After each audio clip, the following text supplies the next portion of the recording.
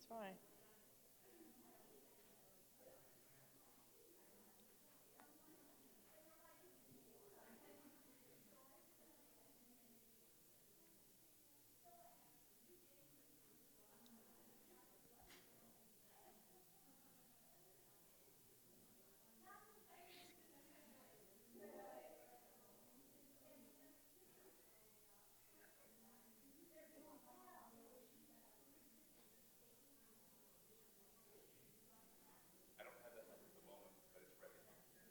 Huh?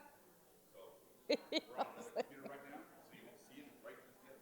I've got for the live stream recording and showing the agenda, but anything that's on this screen will be on the live stream and in That's here. okay. when That's you're what I ready. make. Yep. Just want to make sure. So basically, yeah, you open Yeah, here. I got him over here. And then present here. Sounds great. What's your name? I'm Tracy. Tracy. I'm Kelly. I've seen you before. Good to meet Yeah. you. Before Nice to meet you too. Yell at me if you need anything. Okay. Thank you. Yep. And is this microphone live? It's down. Make sure the lights on the base. Yeah. Yep. And you're on. So it's green. That means they can hear me right now, or after you make me live. You're streaming and recording right now. Okay.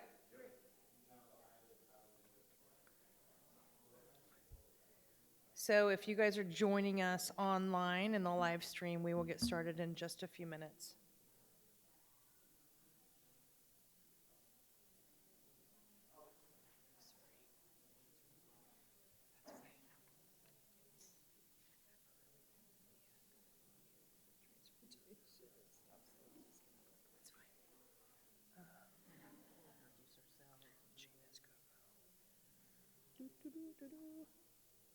Get these in order.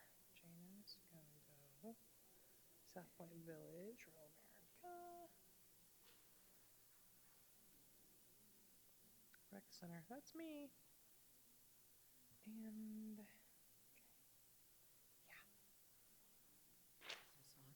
Is this on? Yep. This on. Well, should we get going, you think? I think we should probably get going, don't you think? Did we sing or something? Tracy, are we on live or are we still? We're good. We are on live? Okay. Welcome, everybody. I hope you guys had a wonderful weekend and that we are just excited to have all of you here in person finally for the first time in 2020. And we appreciate everyone that's been engaging with us via Zoom, via email.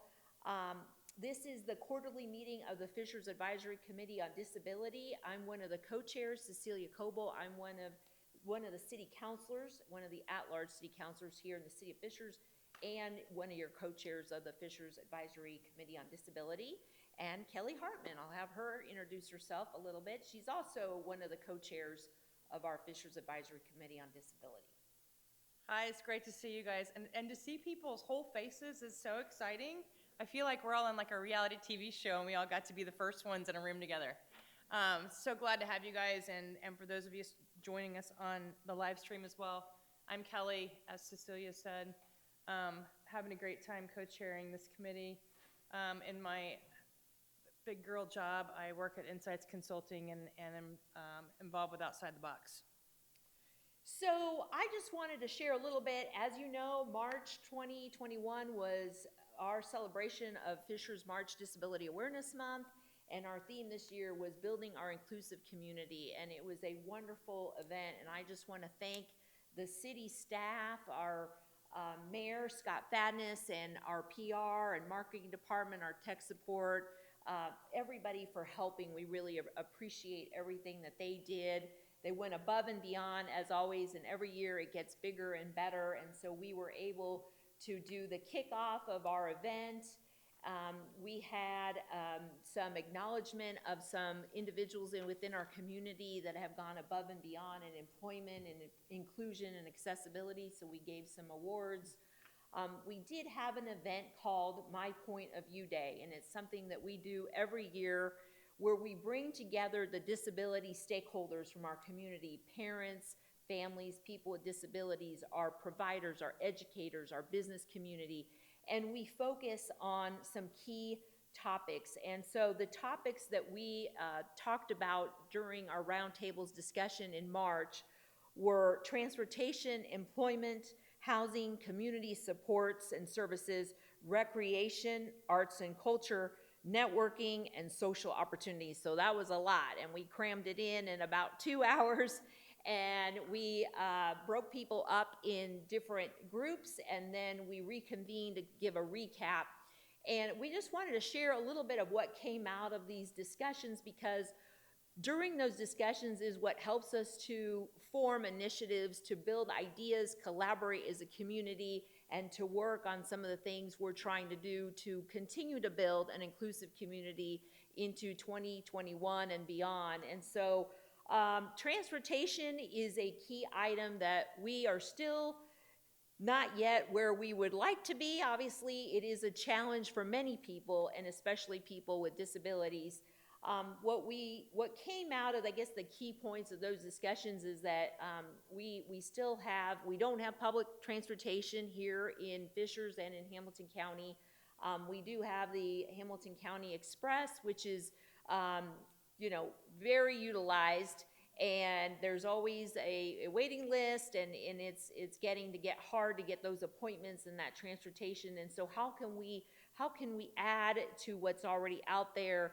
And what we came out of that was that people really want a transportation from their home to wherever they need to be, whether it's medical appointments, meeting for social activities, employment, getting to your doctor's appointments, shopping, those kinds of things. But they really felt like transportation that would come up and pick you up from your home and bring you home are probably what's key, versus having like a system where we would be picking people up from various points throughout the city.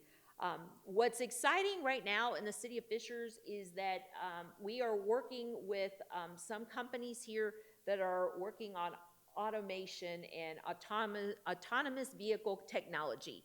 And so Kelly can talk a little bit about some of the discussions that are being had right now, and we're hoping to really collaborate and to work with some of these ideas that came forth in our transportation committee. So Kelly, did you want to share a little bit about what's happening with the pilot program and possible collaboration? Yeah, so I would say there's two exciting things happening, and one you'll hear a little bit more about later on with GoGo Bus. Some friends of ours from the Fishers community that are working on transportation specific to transportation needs of folks with disabilities. The other thing is May Mobility is a company that currently provides transportation really for municipalities in a gap, where a gap is, so whatever public transportation doesn't meet. Fishers is the first place that they have come that does not have any public transportation, and so they're excited to have a pilot that starts here in November. It is an autonomous vehicle, which, my first thought was like, I'm not getting in a car with no driver. But I learned so much in this meeting this week. They will have safety operators during the pilot. So this is a pilot. It is to try things out, to see how it goes, what kinds of the transportation gap can be closed with an autonomous vehicle route. They are proposing their first route will be north of 116th Street. Think of the downtown area, and then back behind Target where the IoT lab and many businesses are back there, and the field house. It will run on a loop. The really cool thing that I think is awesome is that the loop will pass closely to the walk under 116th Street, which would connect the downtown area to where South Point Village will be. And if you are in a wheelchair, you can get on their application online and immediately request transportation that is handicap accessible for wheelchair accessibility, and they will come to your route at demand. And so it is really cool. They're going to be setting up pilot rides, opportunities, I think, for our transition-aged youth in the schools, as well as Thrive Social Club, and many of our families who are trying to help their loved ones learn to better access public transportation options, as well as things downtown more independently. I think it'll be a great solution for that. So that'll be one thing, and then of course we'll hear more from GoGo Bus a little bit later in our meeting. The other topic we discussed was employment, and we've done quite a bit here in the city of Fishers. I'm really excited that our subcommittee, our employment subcommittee, has made some major gains with regard to employment this past year. We partnered with One Zone for March Disability Awareness Month, so they had a whole One Zone luncheon via Zoom about employment and disability, and so we are wanting to continue to nurture that relationship. They're committed to helping us get the word out with their One Zone membership and those businesses to get them learning more about how to employ people with disabilities and the programs that are available in our community, working with the transition program at HSC schools, working with some of the providers like OPG who provide those supports and help people get employed.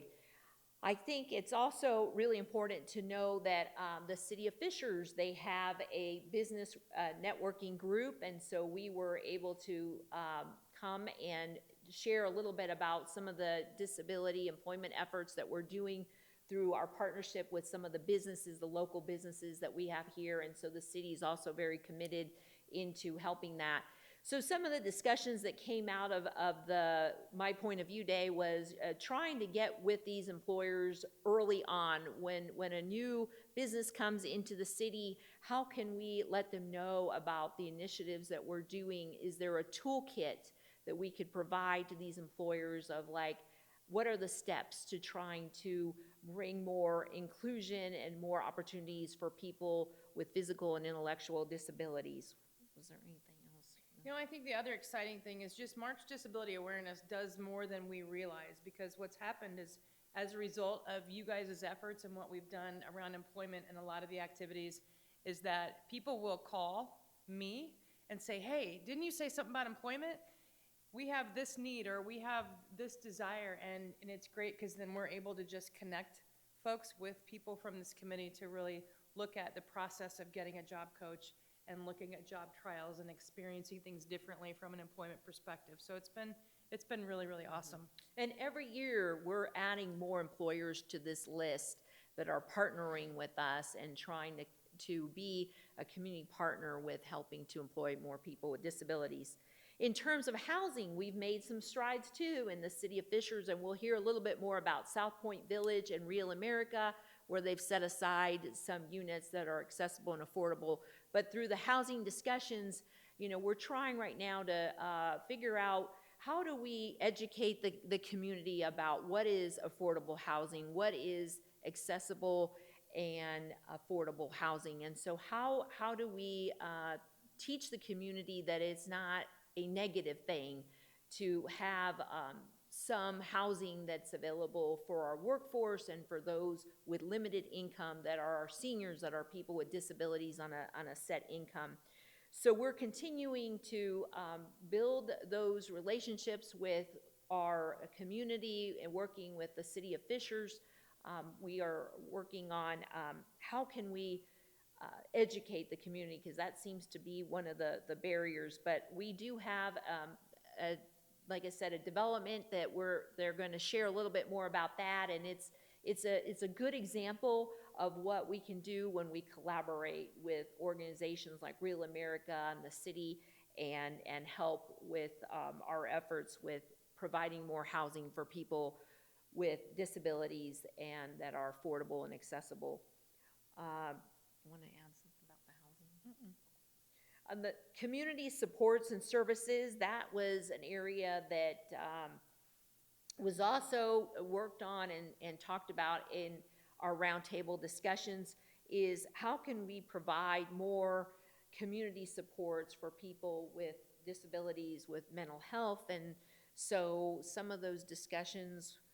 I mean, the exciting thing about that group, which I helped to facilitate, we had a number of legislators involved in that particular group, including Victoria Spartz at a federal level.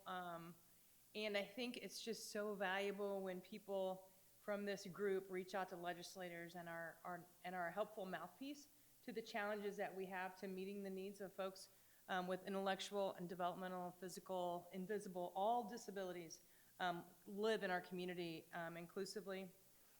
I'm going to give an update later in the agenda on some of our efforts around legislation and what has come of that. That was a great group, mostly for education amongst legislators and people who are really interested in being a community support to what we're doing. And tell them about the, at the State House where they. I'm doing that later. Okay, well, that's right. Okay. The other topic we talked about were recreation, arts, and culture. Again, Kelly was a part of that, maybe. And that is also later on the agenda. What's really exciting is if you look at our agenda today, it is bullet points of things that came out of My Point of View Day. Us being able to share with Mayor Scott Fadness and his team what it's like to live in this community and how it can continue to be better has become the bullet points of what this group is working on. So we'll have a little bit of an update on that later as well. And lastly, we finished with networking and social opportunities. And during the COVID, this past year, Thrive Social Club was formed, and it's been active and going. 20 to 30 participants via Zoom. Now we're meeting live. And so some of the discussions centered around how can the city support the Thrive Social Club? How can we partner with some of the other community partners and businesses like Top Golf and Conner Prairie to have events there geared for people who are 18 and older with developmental and physical disabilities. And so trying to also get the word out, and we're getting a lot of people that are interested from outside of the Fishers community, so we're bringing them into the fold. But we're hoping that we could have active social clubs within our different cities within Hamilton County, so trying to do more outreach, helping get more clubs formed. So we're really excited about that. Those are just a few things that we're working on, and so if any of you either who are watching our meeting during the live stream or here in person, if you would like to be a part of one of these committees, we would love to have you. We've made a lot of headway. There's a lot of exciting things that we're trying to get across and to continue to work on. So please let us know at the end of the meeting or send an email out. Let us know if any of these topics or subcommittees would be something that you'd be interested in. We'd love to have you. So Kelly's going to introduce our next speaker from Janus Developmental Services. Well, so many of you know Tim White in the back. He's been around for a while. Used to also, Chris Hornson used to be really involved in our group. And then all of a sudden, Chris retired. And it was like, wow, who's going to take over this role? And I'm telling you, if you don't know this lady, Hamilton County and our community of folks who really need community resources in Hamilton County are really lucky to have Yolanda Kincaid as the new executive director, CEO, president, all of those things that you could be of Janus.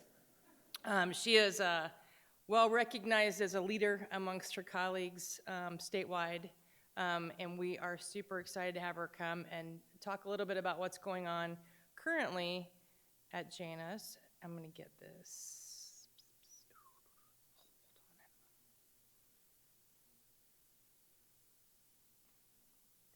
Sure. No, I think you can do it. Is it just, yeah, I think I got it. Hi, everyone. So good to meet everybody. So I think that the My Point of View Day happened to be maybe my first day at Janus. If it wasn't the first, it was the second day. So I unfortunately did not participate in that, but I do know that Janus was well represented with Tim and Jerry being present for that. So I just want to thank you for offering an opportunity for Janus to speak to you today, and a few of the exciting things that we have going on for people with developmental differences. So we just put together a presentation that we'll go through here. So at Janus, we believe that people are defined by their abilities, and Janus offers really a lot of opportunities for education, employment training, independent living, and information. So all of those pieces from that My Point of View Day, I'm thinking we're covering all of those bases. We also believe in meaningful activity to promote the confidence and choice that results in really a sense of achievement for the individuals that we support. We believe that youth and adults with developmental differences are welcomed to be involved in Hamilton County, and that partnerships and collaborations can truly benefit people with disabilities and their families in really significant and important ways. So we were just talking about employment services, and at Janus we do provide traditional and some non-traditional types of employment-related services. So we are a provider through Voc Rehab. We are a provider for extended services that was formerly known as supported employment follow-along. And then we also do some non-traditional pieces for employment. So we will be, this fall, maybe we'll sort of dip our toe into it this summer in connecting with students, high school age students at a couple of high schools in Hamilton County the fall of 2021. So really focusing on youth age 14 to 22 that has an IEP, and we're there to be able to work with those students to be able to discover different experiences that may result in employment later down the road. And we also have a program called Capabilities Cafe, and that's located in the lower level of our county's judicial building. So if you've not been there, I urge you to stop by and check it out. So we utilize this really as an employment teaching opportunity as well. So just a great group there who's learning about different aspects of whether it be customer service or food preparation, inventory management, cashiering, all of those aspects folks are able to have an opportunity to learn about. We also have a golf and recreation center. So adjacent to our main facility, there is this other area that we are able to utilize as employment training as well. So in a similar vein to the cafe, we're working on customer service, really some land management as well, and all of those pieces that go along with doing putt-putt and driving range types of things and other recreation there. So if you've not been there, we urge you to stop by there as well. Another sort of non-traditional piece that we have is a career camp that's scheduled for this July. And my understanding, and I'll look at Tim here, he can correct me if I'm incorrect here. We had 8 slots available for a career camp, pretty much all through the month of July, Monday, Wednesday, Friday, 10 to 2, and just really having a variety of opportunities to explore different workplaces, different partnerships and collaborations. So my understanding is that we're full, is that right? So we're totally full now with those 8 slots, but I gotta tell you, it was a really well-embraced opportunity there, so it might be something that we'll be able to take on in the future, so stay tuned and we'll keep you informed. We believe that people want to do what they love, so we just have a lot of variety and options for people to be able to explore. So if someone loves art, I got to tell you, we have a lot of ways in which folks can be able to do that. If someone would like to learn about the workplace and earn some income, we have a program for that. If someone wants to learn about cooking, we have a commercial kitchen in our facility to be able to learn about that. Or even if it's just wanting to hang out with friends while doing some cool stuff, whatever that is. We have a group of folks that we're connecting with to be able to do just that. And here's just a few photos of sort of capturing that. So if you're not aware, one of our signature items are the painted gourds where individuals can select to paint those gourds. So you'll see that up in the corner there. We do have a workplace, a work floor there, so you'll see the photo there in the upper right, our commercial kitchen bottom right, and then the bottom left is just highlighting some of the partnerships that we have in our workplace.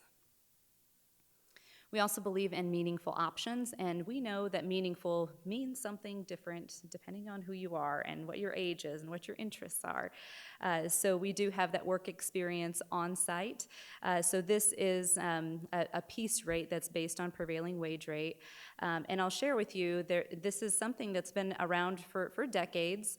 And so sometimes it's not a very popular option, but I can assure you just last week in having some listening sessions with parents and families of loved ones with disabilities, they're very adamant in having this be an option. So not the only option, but to have it be an option to be able to then flex along with other options that kind of surround a person and their meaningful day, their meaningful week. So more to come on that. Hidden Talents is a program that we have in which we are able to kind of give opportunity for the creation of sale of items for commission pay. So those gourds that you saw earlier, if someone would create that, they can sell that and then earn the majority of that sale. So sometimes that is motivating for folks to be able to get some extra spending money. So we also have a program called Doorways. This is really kind of a variety of opportunities. So maybe it's recreational, it's fun, it's exploratory, it's social, it's creative, it's also learning, all of those pieces. And it can be doing things like walking, or sometimes folks want to do different kinds of crafts, or they want to prepare for an event like the big race last weekend. There was a lot of racing things that were happening last week.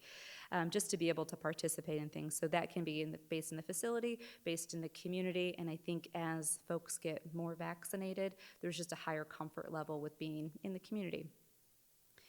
We also partner with Master Gardeners Association, so this is really just planting some cool things and getting dirty. So if that's in your wheelhouse, we have that option for folks.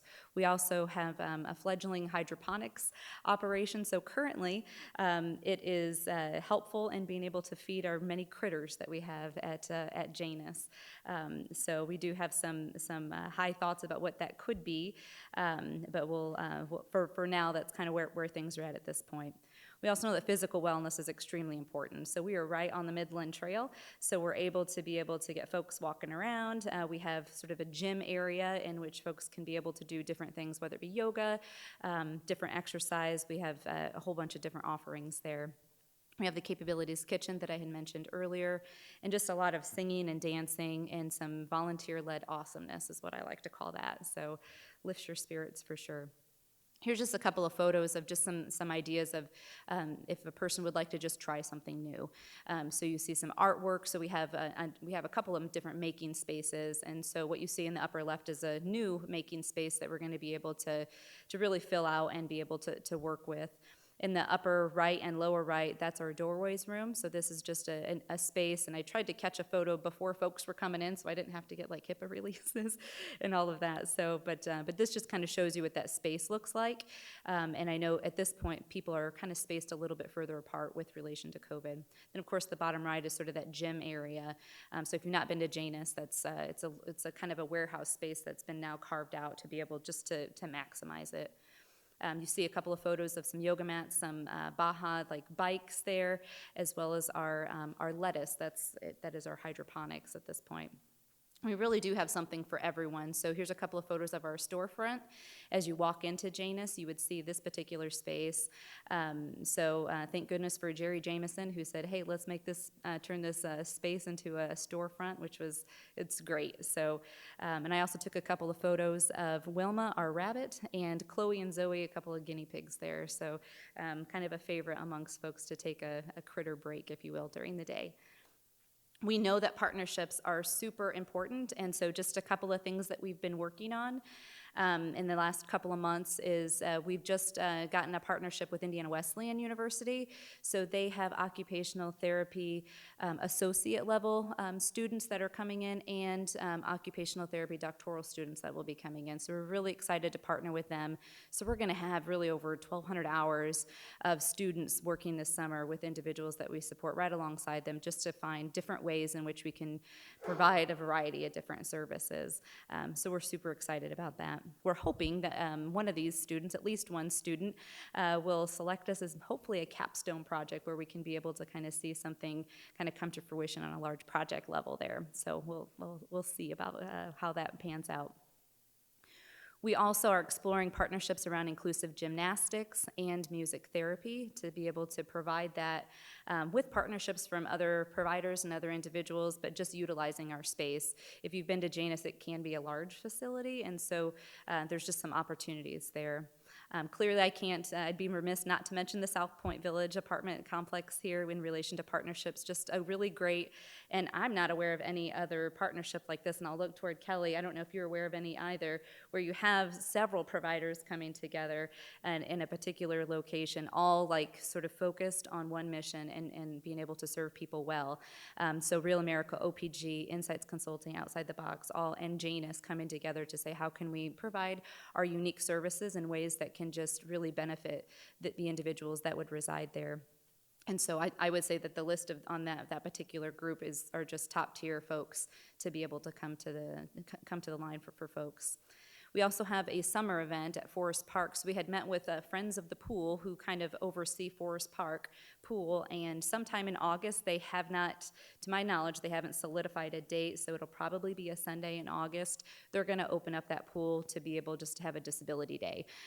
So being able to come in, they're going to have their concessions open, they'll have their lifeguards there.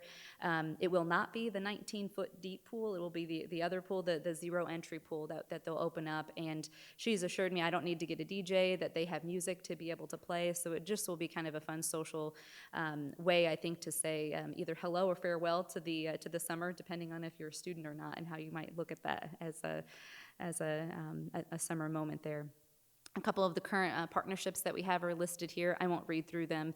I started to type several of them, and then the font got much smaller. So we really value our collaborations and partnerships wherever we possibly can. I know that we talked about transportation, and Hamilton County Express is the public transportation for Hamilton County.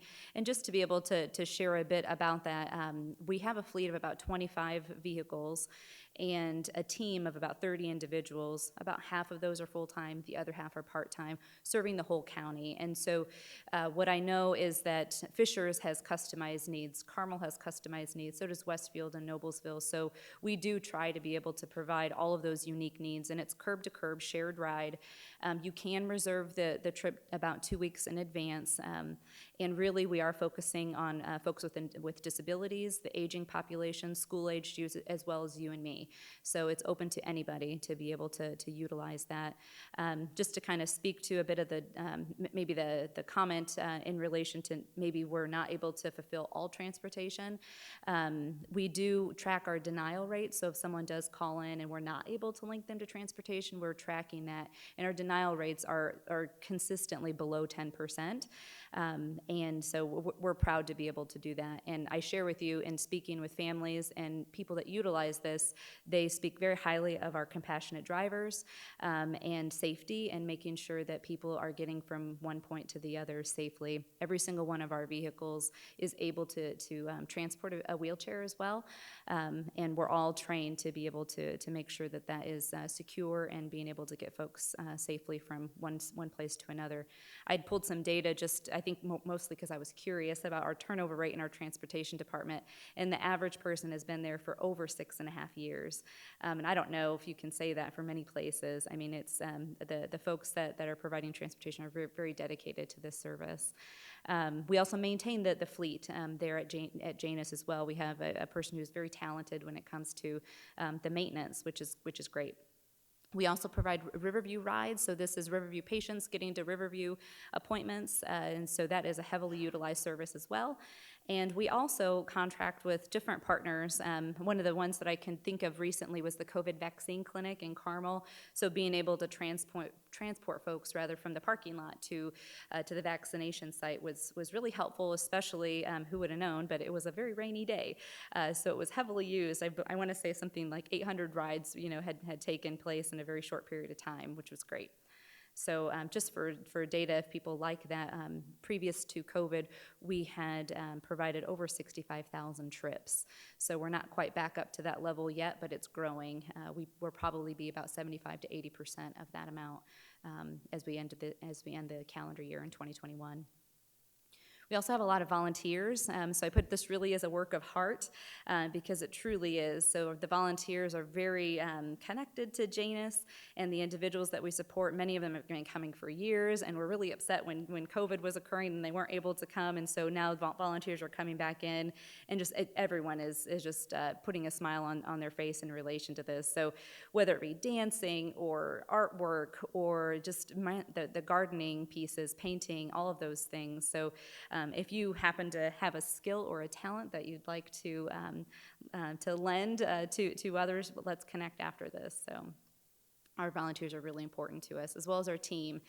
So our team, Caring and Compassionate, we are approximately 70 employees and growing, and we're very much dedicated to the people that we serve. I had just had a series of listening sessions with family and people that we support, and here's just a few quotes that I heard.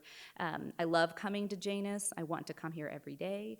Everyone at Janus is professional and they're excellent communicators. I trust Janus to care for my son, and I never have to worry when my daughter is there. I know Janus will take excellent care of her.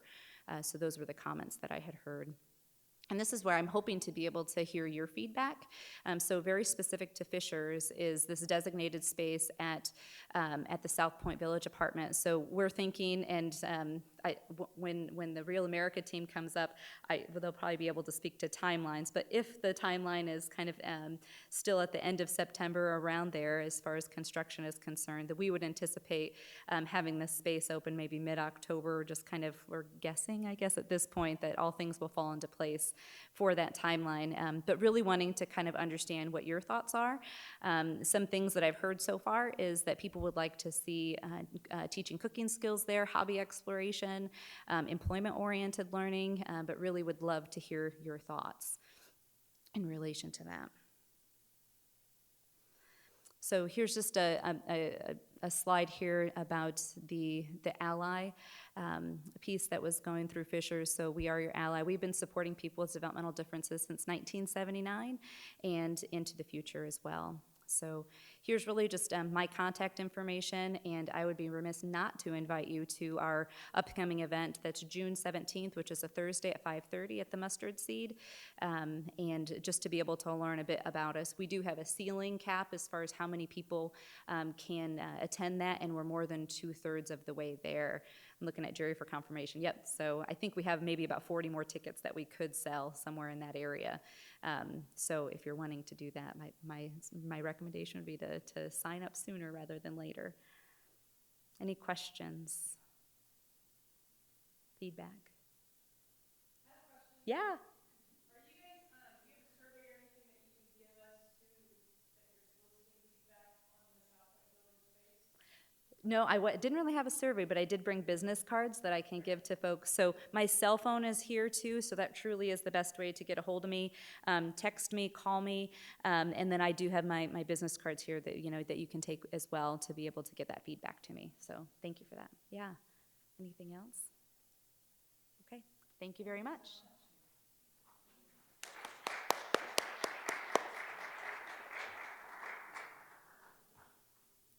Thank you, Yolanda. And next, touching further on transportation, we have my friends from Go Go Bus, Patricia and Rod. I guess I should, it's like you guys are my next door neighbors, Patricia Parker and Rod Sleet. Is that right? Yes. Excited to introduce these guys to you in person. They were able to be a part of our transportation, My Point of View Day, which was great. And here they are to tell you more about Go Go Bus.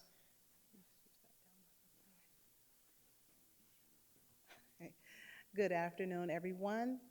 I am so excited to be here, and I'm so excited to let you know about information about the Go Go Bus. First slide. So I wanted to start with an introduction of who we are and how we got started. So the Go Go Bus was created and founded by Rod and myself because I have a son with Fragile X who was struggling with transportation issues.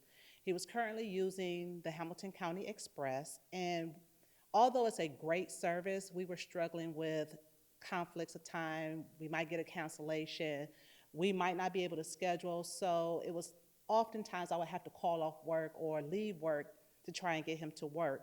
So I figured out, well, if this is an issue, I'm hoping that I can develop this for everyone to be able to get transportation for their children, because there's so many other parents that are struggling with transportation with their children like I am. So this grew out of love for the community of individuals with disabilities and for us to provide a service that we know that's needed in Hamilton County. My son is an outside kid, so he loves to go, but he's so limited in what he can do, and I was I'm not really for putting him in an Uber or calling a neighbor. We don't have any social connections as far as family here, so it was just hard trying to trust my son in a Uber and no one to call. So this plan was developed, and this bus line at the Go-Go Bus was just something simple that I figured my son could say, well, let's get up and go. Let's go. So I wanted to put some emphasis on how we can make a transportation service for children that are between the ages of 18 and 24, who like to go, who don't have to sit around the house, who have different activities that they want to be involved with, but their parents are at work, or they don't have any transportation. So this is where the Go-Go Bus grew from love. So our mission for the Go-Go Bus is to provide safe, reliable, continuous, and cost-effective transportation services through a strong support team dedicated to our customers' needs and commitment to excellence. Our vision going forward would be to become one of the leading passenger van service providers in Indianapolis and the surrounding counties, and provide the most reliable and flexible service. I really like the flexibility because a lot of times we can't get transportation at night. Some kids or some children work second shift and they don't have the opportunity to get a transportation to their jobs, or Kroger, or my son works at Topgolf. So if you've ever seen Cassius, he's up at Topgolf floating around like a butterfly. So that in weekends, we wanted to be able to provide transportation in the evening or overnight services to those in the community. As you see, our principal members are Rod Sleet and myself, and we are working diligent to provide a service to Hamilton County. As you stated, my name is Rod Sleet. My pleasure to be here. Thank you all for getting the opportunity to go over this information with you. So right now, our products and services are basically, we operate in a 12-passenger van, and we're able to provide transportation to promote independent operating and living for people who need that type of support and that transportation capability. We want to provide transportation consistently to medical appointments, employment, social activities, but we want to be able to make it to where they have the ability to be empowered, to where they be able to transition and be able to have an ability to have an independent operation or transportation capability within the community. So it's not limited to the bullet points that we have here, but like I said, based upon our products and services, we have the capability of tailor-making our services to the need of our clients. So that's probably one of our biggest advantages, being able to provide a tailor-made, we like to call it a concierge service. So it's like, you'll be able to let us know what your immediate need is, and then we can sit down, develop that collaboration and a relationship, and be able to service you or the community in the way that we would need. So not only will we be able to go door to door, one of our biggest advantages is that we're not limited to county boundaries. So we have the ability to go from Indianapolis to the Hamilton County area, including Fishers, Westfield, Carmel. We've gone as far as up to Anderson. We have a lot of clientele base out of Anderson primarily right now, so we can focus in the Madison County area as well. We want to be able to provide efficient transportation, which will also help lower emissions, as well as have a lower energy cost to the community. We have, like Patricia said, we have the ability to have flexibility, not only being able to primarily work with the first shift, but as she said, when Cassius likes to be able to pick up additional work or extra hours outside of the primary operating, it's a limitation. So we would have the 24-hour capability to be able to support, individuals to transition as they need. We have the flexibility of being able to take payments on a monthly subscription, so it doesn't necessarily have to be a day-by-day. We can develop the relationship, find out the need, and then be able to work together in that fashion. So this is my screen where I talk about our strength. And we didn't want to list out a long list of our strengths, but we wanted to focus on our interstate transportation, where we are able to cross over into Marion County or go over to Hancock or Madison County. So A lot of companies are centrally located, but we are willing to, we do currently have trips in Madison County, and we do cross over into other counties as well. So we're not limited in where we're transporting our passengers.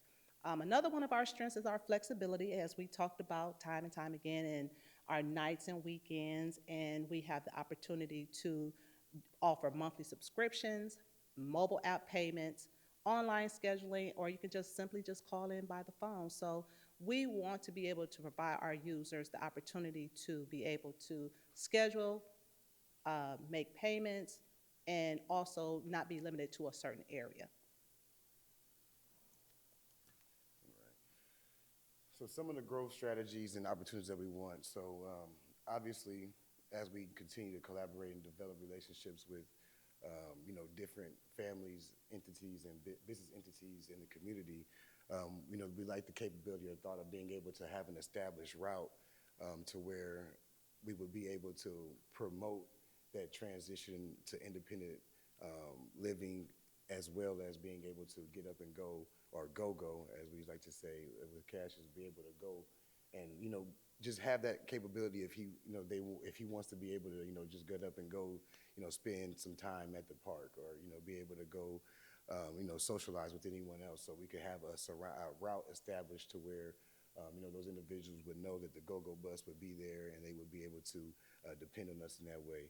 We're still establishing service agreements with different organizations within the community that are specific to catering to people with special needs or handicaps, to where we'll have that ability to help them be able to get a mass capability to where it's not just an individual, but we can have a group setting to where we'll be able to help them get that. We want to be able to communicate with our customers. As we stated, we want to be able to have that concierge feel to where it's tailor-made to each individual. So we'll be able to, meet with local companies, families, and be able to develop a plan to be able to, support them in the fashion that they need. We still need to grow our social media presence to be able to, market as well as communicate and be able to promote other individuals. And then we want to, enhance our capability with that transparency by having that social media presence and being able to, update and promote, everything that we want to be able to provide not only to our individuals but to the community as well. So I could not let this slideshow in without posting a picture of my son. He turned his head on me at the last minute, but it's still okay. Here's our contact information. He is on his way to work, and you can't stop him. He has tunnel vision on his way to Top Golf. So here's our contact information. We have a website. We still need development, but we also have our contact information, our email address, and our address. So if you have any questions or you need to reach out to us, please feel free to do so. In preparation for this meeting, we did forget our cards. So again, thank you so much, and I appreciate the time. Oh, I didn't even ask any questions. Does anyone have any questions for the Go-Go Bus? Go ahead.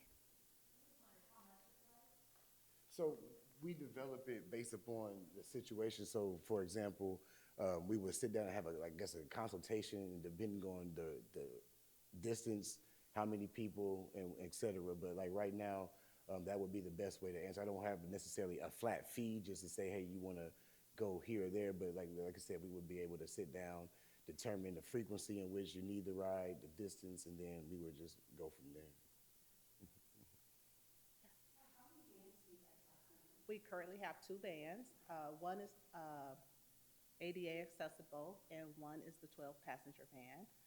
We are working diligently to make sure that it is up to code for everyone involved, and we want to grow. That's our goal, to continue to get more transportation vehicles that is suited for the community. Any more questions for us? All right, thank you. No, I got my slide.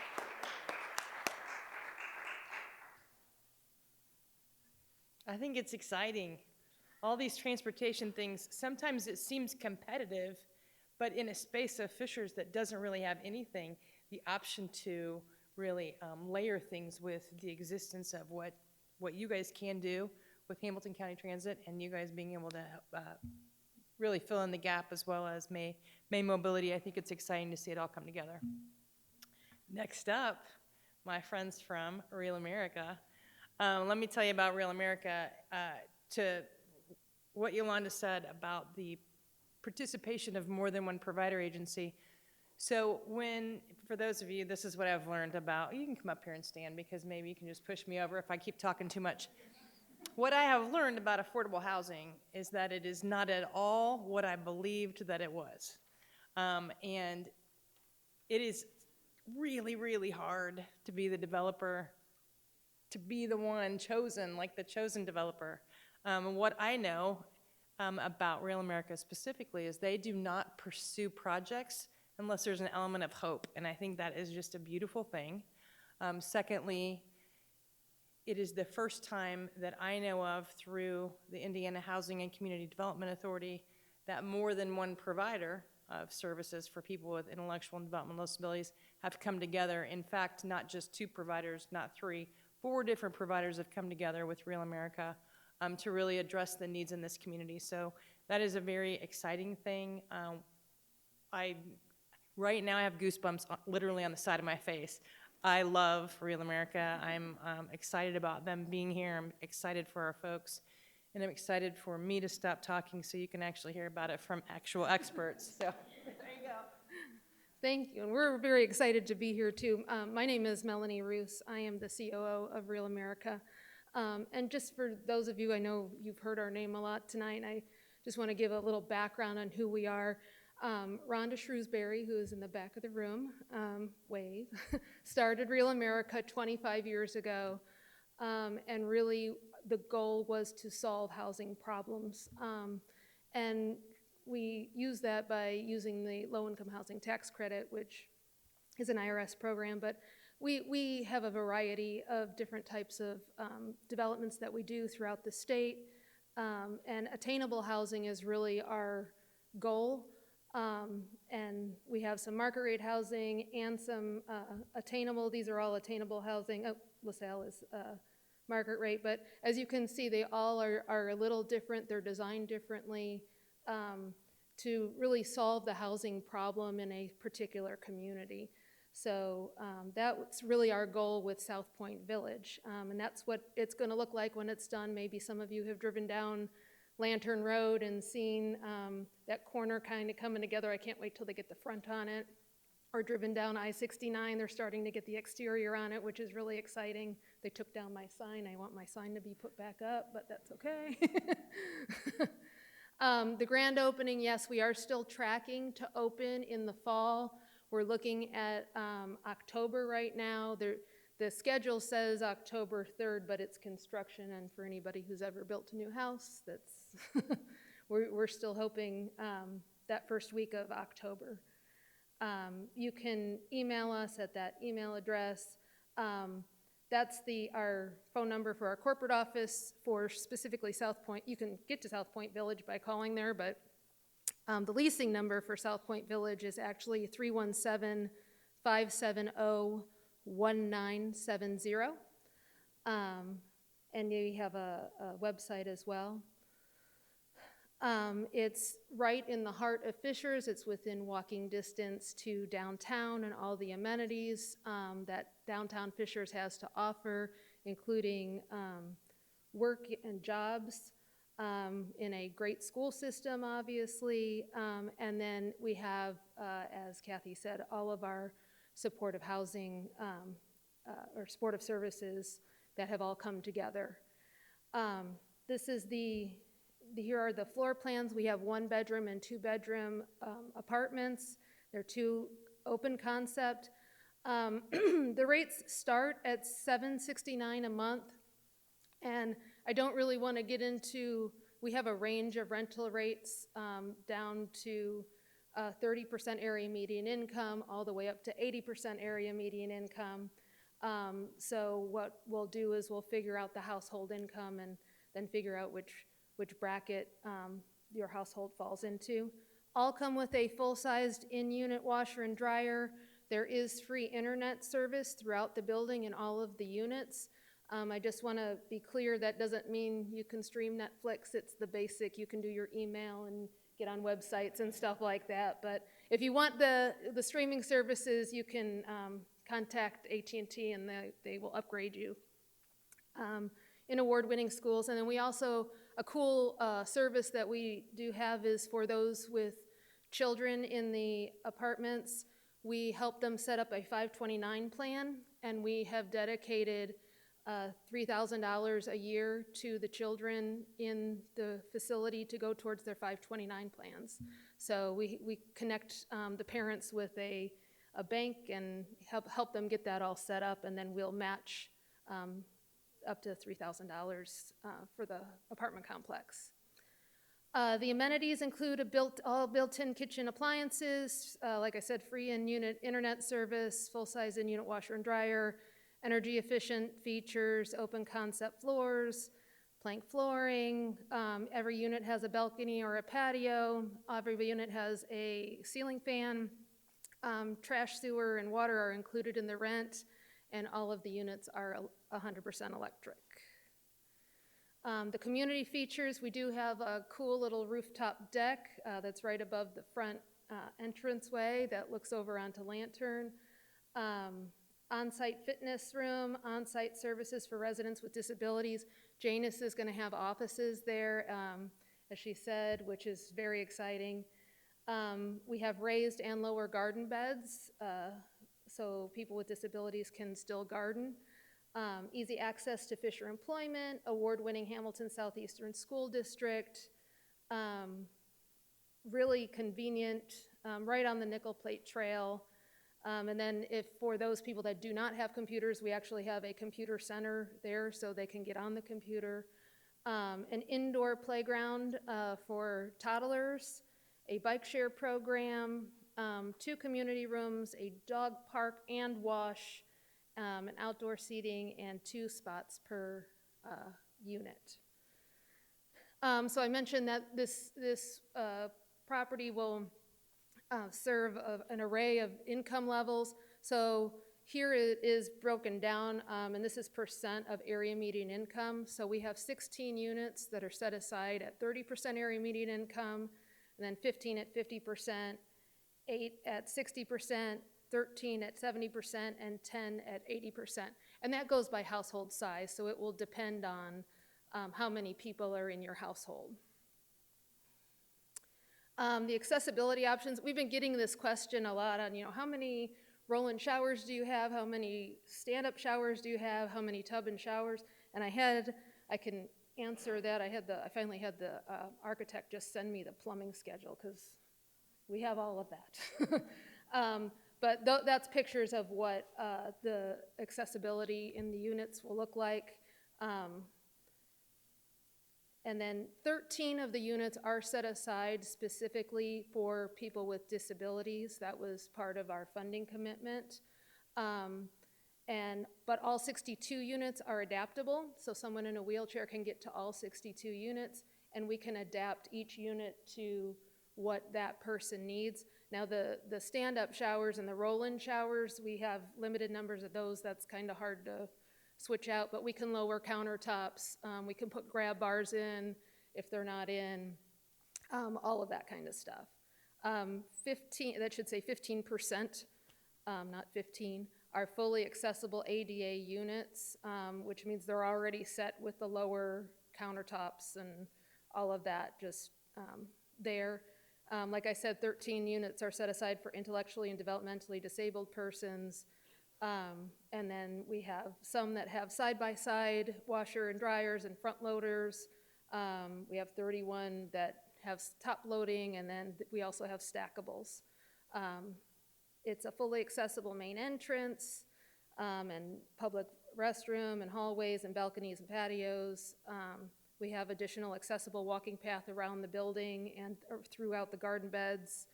And then all of our shower options are there. And then we have 2 units that are specifically set aside for people with hearing and visually impaired amenities. The accessible options in the public areas, elevators on the north end of the building. There is a key fob entrance and security cameras for heightened security, and then we also put in a coded box because we know that there's caretakers that will be going in and out, and those might change for different people. And that was one of the things that Jane has helped us with, that, hey, we need to be able to switch that real quick, and so we do have a coded where they can just type in a number and get in after hours while keeping the doors locked and everybody safe. Janus's office are on site. They're, again, 4 service providers, which is just unheard of. It was awesome how welcoming everybody was and how willing everybody was to get together and say, let's just do this. We also have, which gives increased exposure to the other units in the building, because 46 of them are considered workforce housing, but that just adds to the services for them as well. We have worked with service providers in the past, and we found that the management and the service providers need to make sure that they're communicating constantly. So initial monthly meetings with the service providers and management to kind of make sure we're all on the same page on, okay, you're doing this and we're doing that. Certified service animals are allowed, and they do not count against the number of pets in the unit. So you can have up to 2 pets, and then if you have certified service animals, you can add to that. And then power of attorney is allowed to help with leasing, provided the resident can live independently on their own. And that can be with or without an aide, but so right now, just to get to the crux of it, this is what it looks like right now. We're getting the exterior on there. And then I want them to get the front of that building figured out, all the way finished, because I think that's going to be awesome. Inside the 4th floor, plumbing and finishes are being installed. The trim is done on the 3rd floor, and we're working on the 2nd and 1st floor cabinets. Floors and drywall will be done next week. And then on the outside, you can see they're bricking and masons are working, and roofers are starting on the walkways next week. The leasing process, we've been getting lots of questions about this. So we start with what we call a call list, and right now on our call list we have over 250 people, which is great, but I know that sounds like a bunch of people for 62 units, but that's people who want information on leasing and want to stay in the, just kind of stay in the know on what's going on. When we've worked with these lists in the past, we normally see about 10% of the people that are on those lists actually end up moving in because, life happens, circumstances change, it may not be the right fit, something happens, whatever. So as we get closer to that starting date, we actually put an offer out for a property manager today, so she should be hopefully starting in the next couple weeks. And we will be sending out an email blast to everybody on that contact list. And we've kept the date and time everybody has called or contacted us. We'll send an email blast out, and with the application, everybody who's on that list gets 2 weeks to submit their application and contact us and keep their place on the list. And then we do verification and eligibility. And that process can be a little cumbersome, but just remember, stay in communication and make sure you ask questions, and we'll get you through it. We do this every day, so there is information we're going to need on income and verifying eligibility and that kind of stuff. After that 2-week period is over, then it's a first come, first serve with applications, and we'll start leasing based on the complete applications that come in. So with that, there's the timeline we plan on sending out that blast email probably by June 15th. If you don't get one, or you can keep checking back. Anna Rankin, raise your hand, Anna, is our Director of Property Management, and Stephen Jackson is our Regional Property Manager. So you'll probably see their faces around the property a lot. right now, they're the ones that are calling residents back and getting people on the list and asking questions on, okay, what do you want to be put in this category for a set-aside unit? Do you just want a regular workforce unit? You know, where do you fall here? So there is our timeline. We're looking at mid-October. And again, thank you so much to all of our service providers. We could not have done this in Fishers without all of you. Outside the box, Janus, Insight Consulting, opportunities for positive growth, and especially the city of Fishers as well. So does anybody have questions? I know I kind of went through that really quick. Oh, Kelly has a question. I have two questions. Yes. One, can you tell us what the AMI number is that you're working within for the community of Fishers? For a family of 4, Anna, do you know it off the top of your head? It starts out at like 45,000 just for one, so it goes all the way to like 57, if I'm not mistaken. And that's for a 60%. Area median income is 51, you said? 57. Excuse me, 57. So I can definitely send you those. So definitely just tell me what that means. Yeah, that's so it's annual income, and it's different than like when you do your taxes because you're looking backwards. This is where we have to anticipate what your income is going to be for the next 12 months.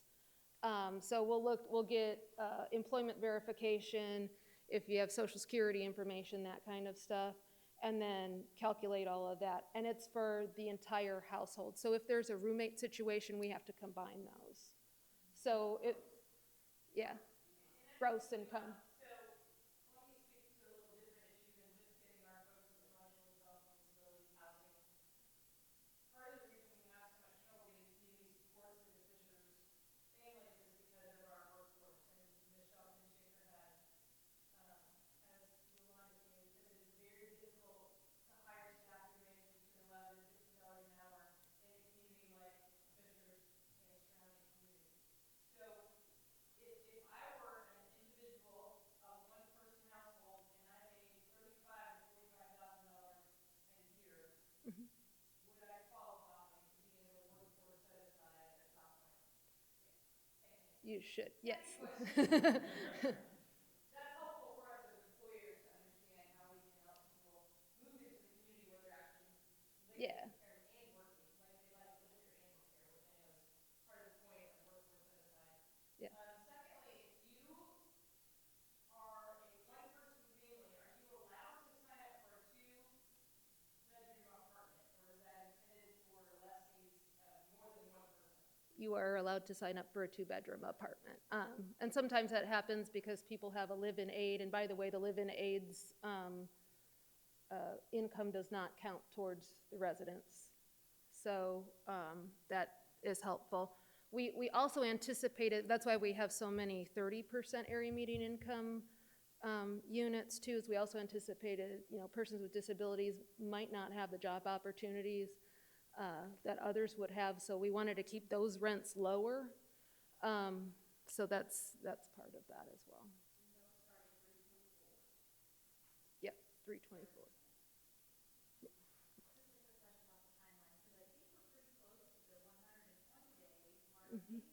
Yep.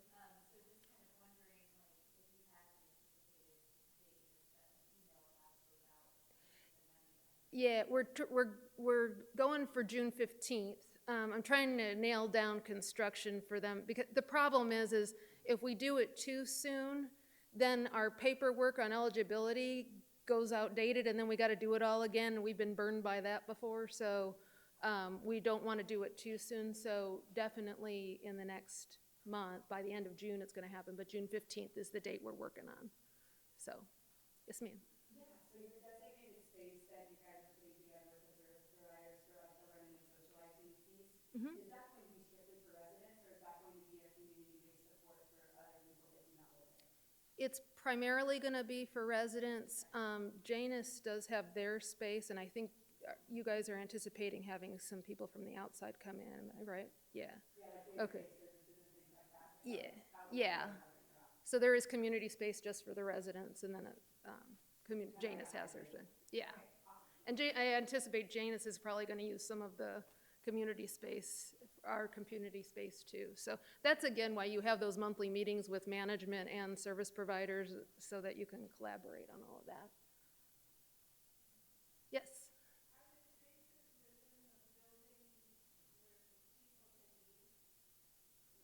Yes. You, do you mean like have a meeting or just kind of hang or? Yes. Yes. Yes, we have a community room that has a kitchenette in it. And then there's a computer room, and the lobby is a big atrium, which is nice. So yeah, that'll all be furnished, and we encourage that actually.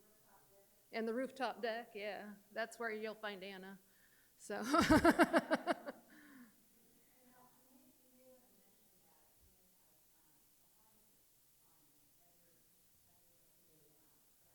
Oh.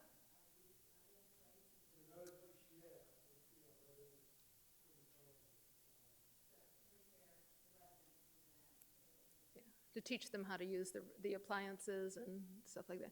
One question that has come up, and I just want to get this out there, is the roommate situation. Some people have asked about, well, I want my daughter or my son to live there, but they needed a roommate. Real America isn't matching people up with roommates. But if you work through probably one of the service providers, you can do that.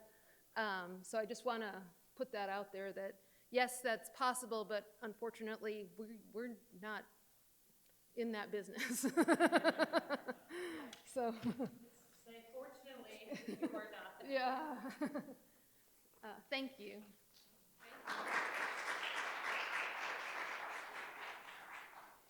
I had an individual that I happen to support who lives out of town who called me this week and said, I need Mrs. Rankin's phone number directly. And I said, I'm sorry, what?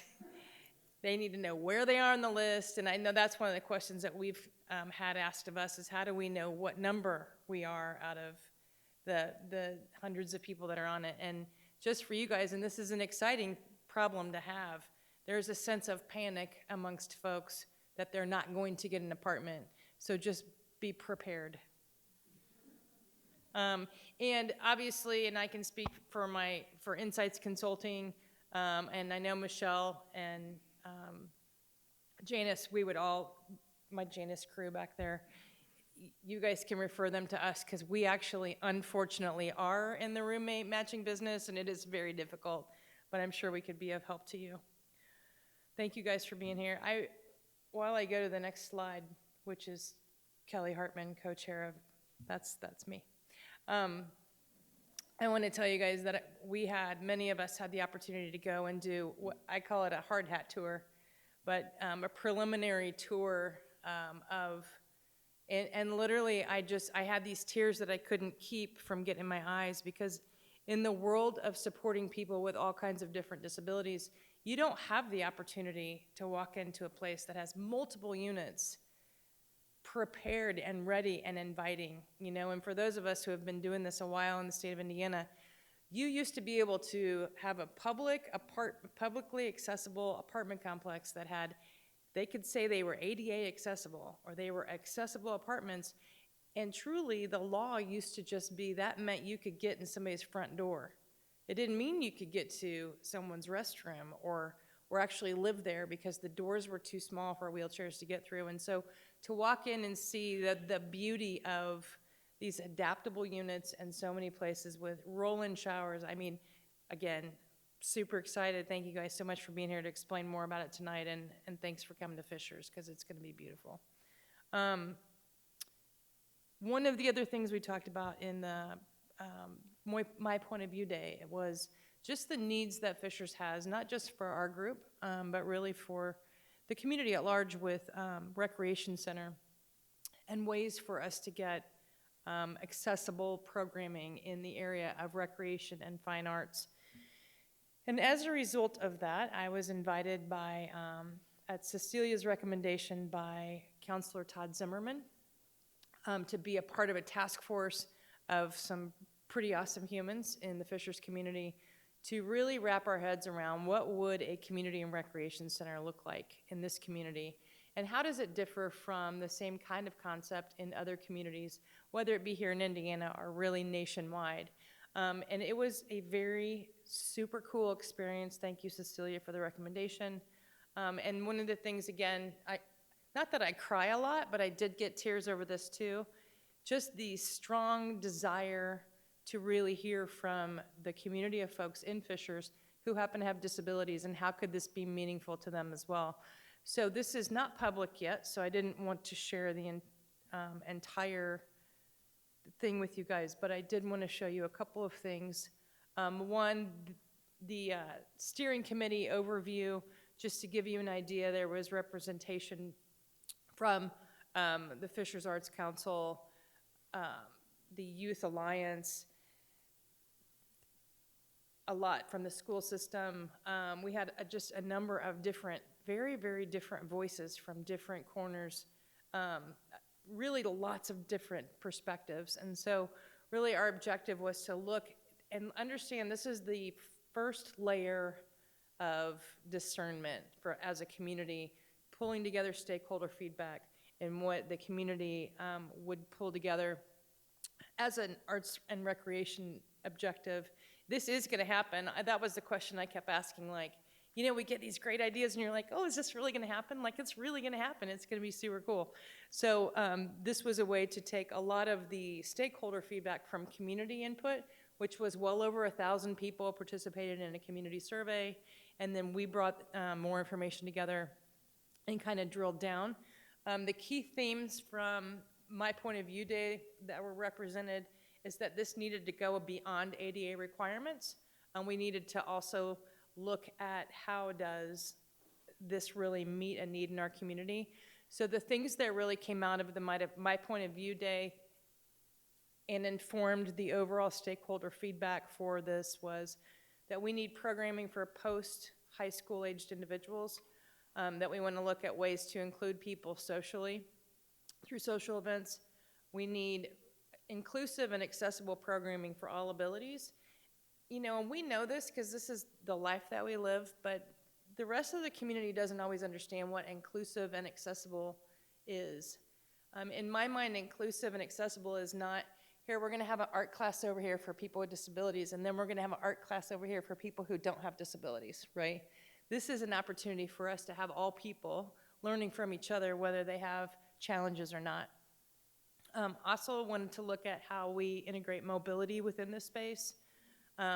Water-based activities, you know, there are a lot of people from the disability, people who are challenged with disabilities in our community that go to the Monon Center because there is a really thriving adaptive sports programming there at the Monon Center, and we would like to incorporate some of that closer to home.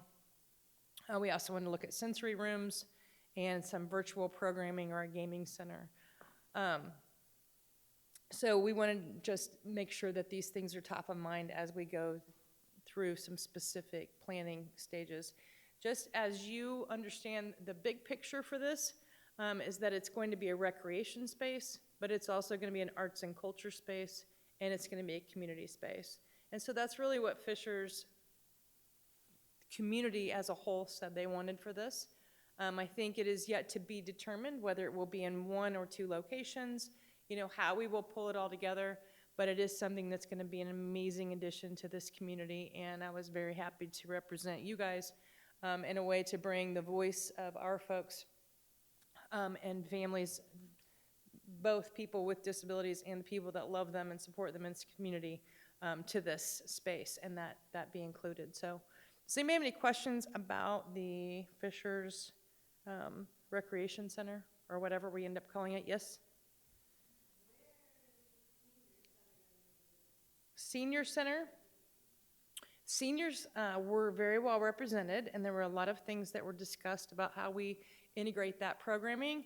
And I think that it is certainly something that was part of the overall discussion. I think it's going to be very inclusive of many, many different populations. inclusivity was a very, very strong theme in the whole pursuit of what does this look like. And I will say that this has not even been in full presented to City Council in a public meeting. They have discussed it. It has been given ongoing feedback. But I think Councilor Zimmerman is planning to present it to the City Council in a public meeting in the next couple of months.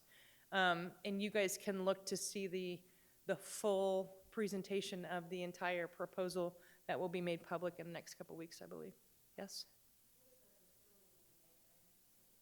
Nobody really knows yet. It's top secret information. If I told you that, I'd have to kill you. No, I don't think that's not been made public yet. I mean, and I think that this is it's kind of like an onion. You kind of have to just get the layers and layers. This, like I said, this is the very first representation of community and stakeholder feedback and how we can best meet the needs of the community at large. Everyone in the community, and that's the exciting thing about it.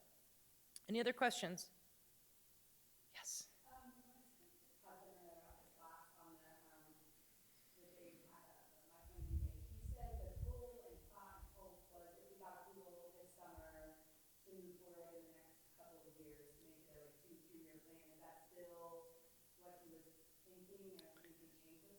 If I gave you any solid answers, I would probably be at risk for my life. No, it's like, I think there is no, at this point, we're not to a point of unveiling like specifics about location or date. This is still a dream that is being dreamt. It's exciting because I believe that Mayor Fadness and his team and the City Council have every intention of seeing this come to fruition, but there's not been real solid timelines or plans made yet. Anybody else? Okay. Next on our agenda, Kelly Hartman. She's back. I have to make it entertaining for anybody that's watching. I wanted to let you guys know that we had talked at the My Point of View Day on specifically about what can you do as a part of our community to really fight for things like DSP wages and some ways to be able to get more supports and more community supports in Fishers. I can tell you as a provider, and I will speak as the CEO of Insights Consulting for a second, we have a waiting list a mile long of families in Fishers and surrounding area in Hamilton County that are in desperate need of services for their loved ones who might still live at home, or their children that maybe live in another county because they can get services there, but they'd really like to have them in Fishers where their family lives. And I think there's so many things coming together when you talk about transportation and affordable housing, but at the same time, we as a provider, we still have to be able to pay people more than $11 an hour. It's a struggle for me when you can go 2 blocks from my office and somebody who doesn't need to have a high school diploma, doesn't have to have a license, doesn't have to be insurable, all of those things can go to McDonald's and make $14 an hour. They can go to Crew Car Wash and spray off bumpers for $13 an hour, and my folks were still trying to get people to pay $11 an hour and have them do some really meaningful and sometimes very, very difficult work. So it's very exciting for me to stand in front of you and thank you, those of you who were a part of the community supports discussion with many legislators, and those of you who have taken the extra time to make a note, write an email, or say something to a legislator. I have been doing Medicaid waiver work as long as it's been available in Indiana in the mid-90s when Central State Hospital, Newcastle State Developmental Center, Muscatatuck, and they started deinstitutionalizing and having these folks have the opportunity to live in the community as a result of a Supreme Court ruling. We got the largest rate increase ever since the beginning of the program. Legislature gave us a 14% rate increase for all services that are provided by direct support professionals, effective July 1st this year. Now, don't get too excited because there's a lot of gears that have to be moved and things that have to be put in place, agreements with federal government.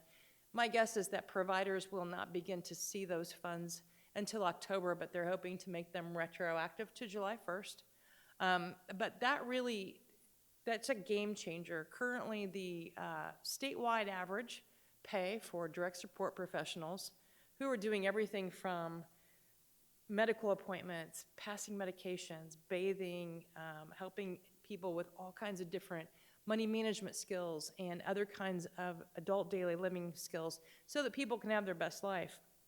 The average wage is $11.36 an hour.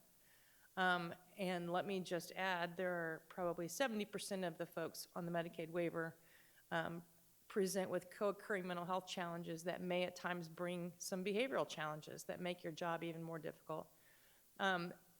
I think it's fair to say that $11.36 isn't going to be pulling down some high-skilled folks in the Fishers area to work with our folks.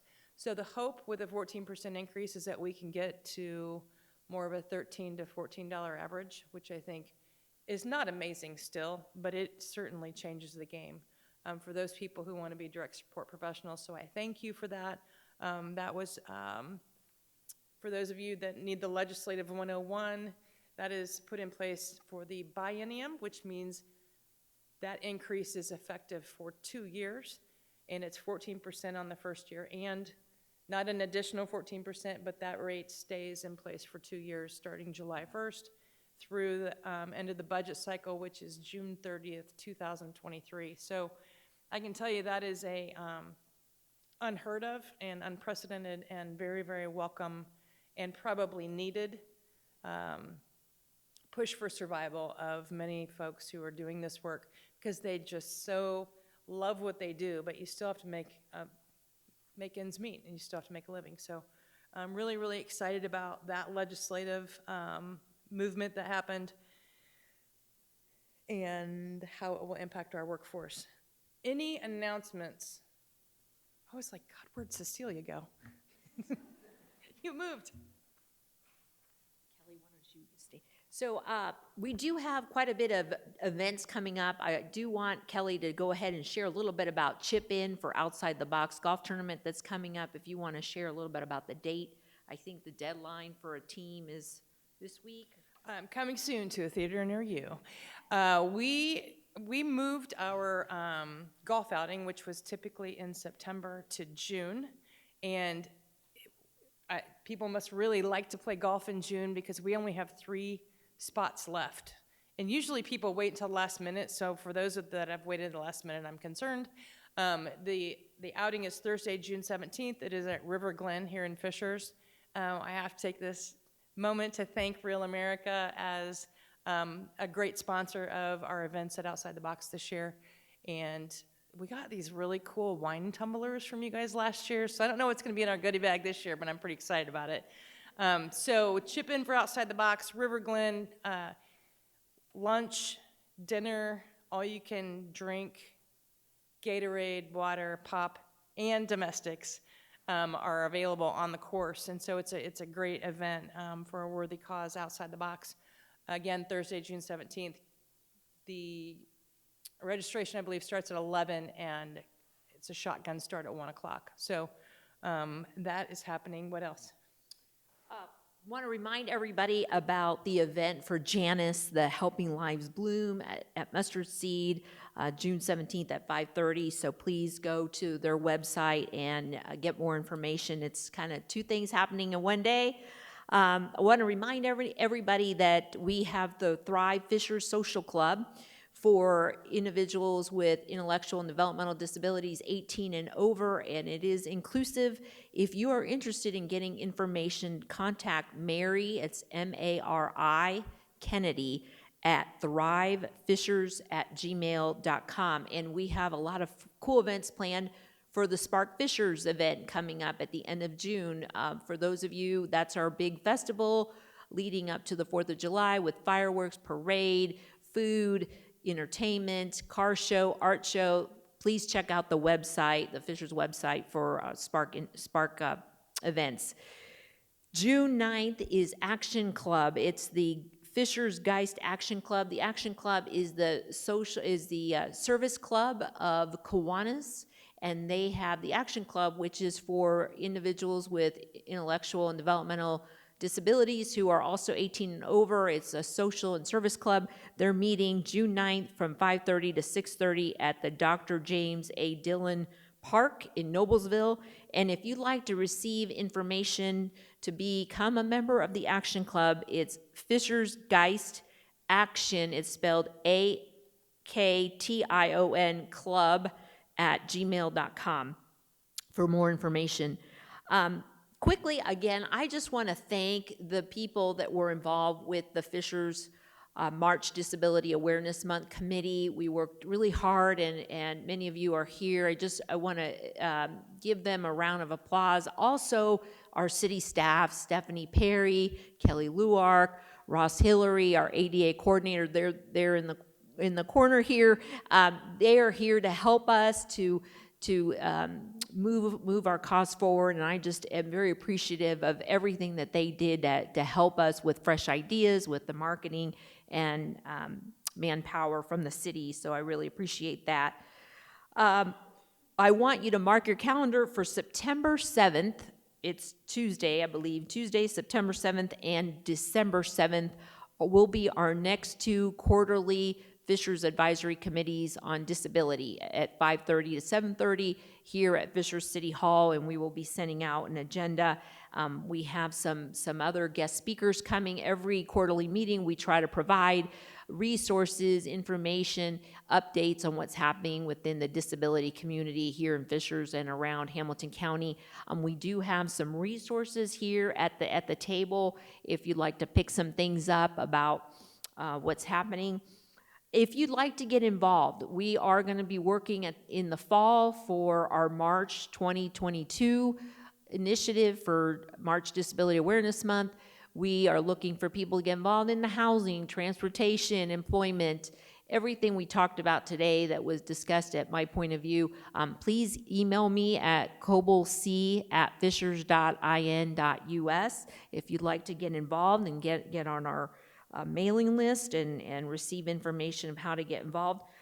Please feel free to stay if you'd like to. This is part also to hopefully gather resources, network a little bit. We officially ended a little bit earlier, but we have about half an hour where if you'd like to share contact information or have other questions about anything that was talked about today.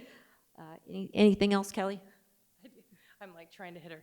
Hey, right now, if you're here and you have not yet gotten on Facebook and liked or followed the Thrive Social Club or the Action Club, they both have their own Facebook pages. I'm telling you guys, it is awesome to watch this, and I can tell that what's happening in this room and abroad is making a difference. I was recently at I'm going to tell a little story, okay?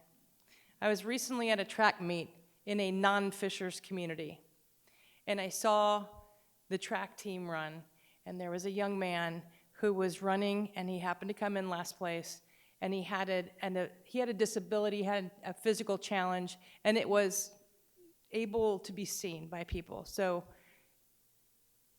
I was in this non-Fishers community, and this young man ran, and a few people clapped, and they were excited.